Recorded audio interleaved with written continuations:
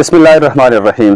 ناظرین، پاکستان اور بھارت کے درمیان جنگ شروع ہو چکی ہے۔ کل رات بھارت نے پاکستان پر حملہ کیا ہے۔ اس سلسلے میں جو لیٹسٹ اپڈیٹس ہیں وہ آپ کے سامنے رکھتے ہیں۔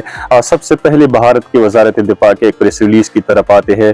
بھارت کی وزارت دفاع نے ایک پریس ریلیز جاری کیا ہے جس میں وہ لکھتے ہیں کہ بھارت نے آپریشن سندور کے تحت بھارت نے آزاد کشمیر اور پنجاب میں دہشت گردوں کے 9 ٹھکانوں پر حملہ کیا ہے۔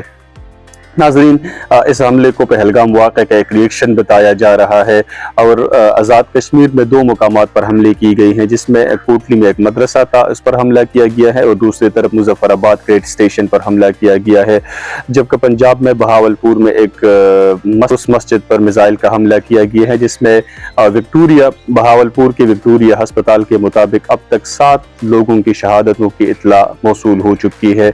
ناظرین، پاکستان نے جوابی کارروائی شروع کی ہیں، اور اس سلسلے میں پاکستان کے ڈیفنس منسٹر خواجہ آصف کے مطابق پاکستان نے بھارت کے 5 طیارے مار گرائے ہیں، جس میں 2 رافیل طیارے بھی شامل ہے۔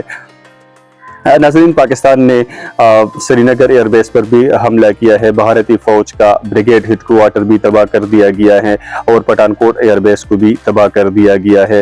ناظرین، بھارت کی طرف سے کراچی ایئرپورٹ پر بھی حملے کی دھمکی موصول ہو چکی ہے، اس لیے کراچی ایئرپورٹ کے تمام پروازیں منسوخ ہو چکی ہیں۔ اس کے علاوہ لاہور ایئرپورٹ کی بھی تمام پروازیں منسوخ ہو چکی ہے، اور پنجاب میں تمام تعلیمی اداروں کے بند ہونے کا نوٹیفیکیشن بھی ہو چکا ہے۔ ناظرین، اس کے علاوہ مظفر آباد کے تمام ہسپتالوں میں ایمرجنسی نافذ کر دی گئی ہیں۔ اگر انٹرنیشنل ریئیکشن کو دیکھا جائے تو امریکہ کے صدر ڈونلڈ ٹرمپ نے اس حملے کی مذمت کی ہے اور اس کو ایک شرمناک عمل قرار دیا ہے۔